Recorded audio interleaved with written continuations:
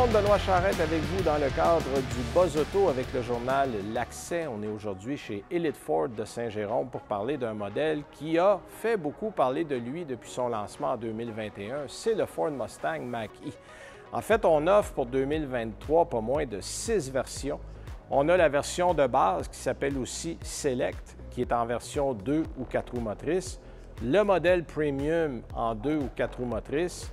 Le California Route 1 qui est uniquement 4 roues motrices et le modèle qu'on a avec nous, le GT Performance qui lui aussi est offert en modèle 4 roues motrices.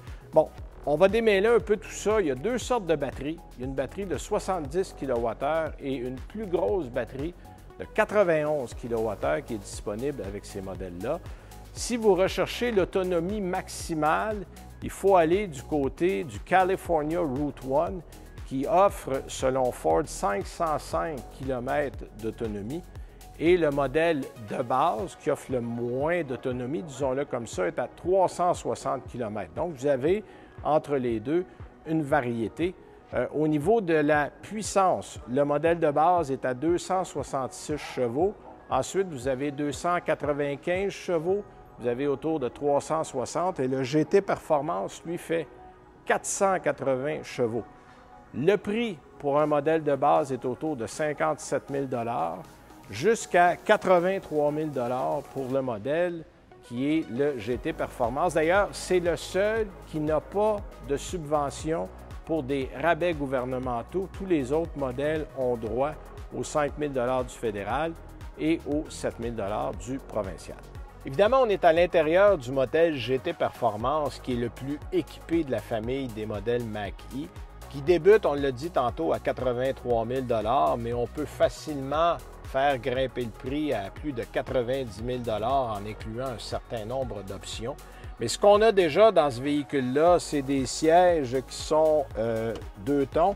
Non pas seulement 2 tons, mais en cuir et en suède, siège sport. D'ailleurs, l'intérieur fait très sport, mais ça reste très épuré. Il n'y a pas de fioritures. On a le même grand écran dans tous les modèles, qui est un écran de 15,5 pouces à la verticale. Avec ce que j'aime bien, le bouton pour le volume, on a gardé un bouton physique pour la radio et les opérations se font facilement parce qu'on a gardé le haut de l'écran pour le conducteur et les opérations, les menus comme le chauffage, la climatisation sont en bas. On a également beaucoup d'espace dans la console centrale parce qu'on a concentré les changements de rapport sur une molette qui est située ici. Et ici, on a de l'espace de rangement. On a également un endroit pour un chargeur sans fil pour le téléphone, un accoudoir et sous l'accoudoir, on a un espace supplémentaire qui est assez grand, qui a une prise 12 volts. Donc, on peut ajouter beaucoup de matériel. Il y a beaucoup de rangements. Les vide-portes sont très grands aussi. On a un énorme toit ouvrant, en fait, qui est un toit fixe, mais qui est vitré de l'avant à l'arrière du véhicule. On a un système audio Bang & Olufsen de très bonne qualité.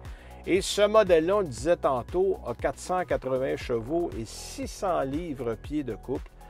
C'est extrêmement puissant. Mais c'est un véhicule qui est apprécié des familles parce qu'on a été capable de concevoir à la fois un VUS qui a une allure sportive, mais qui garde un très bon espace pour les occupants. Les passagers derrière vont être très bien. C'est plutôt un 4 qu'un 5 places parce que les places arrière sont un peu sculptées, donc le siège du milieu, disons pour une courte distance, ça peut aller, mais pour les longs trajets, c'est pas vraiment confortable. Et il y a un bon espace, évidemment, pour le rangement. Et ayant des sièges rabattables, bien, vous pouvez rentrer avec le haillon beaucoup de matériel. En conclusion, à qui s'adresse le Mustang Mach-E? En fait, ça s'adresse d'abord aux familles, de par la configuration et l'espace du véhicule, mais ça s'adresse aussi à ceux qui recherchent une tenue de route intéressante et sportive pour un véhicule électrique. On a de la place pour 5 personnes, on le dit. Et si on veut regarder à la concurrence, il faut penser à un modèle comme le Hyundai Ioniq 5, on peut penser à un Kia EV6, le nouveau Honda Prologue qui s'en vient bientôt, des véhicules à peu près dans la même envergure et qui vont venir aussi à peu près au même prix.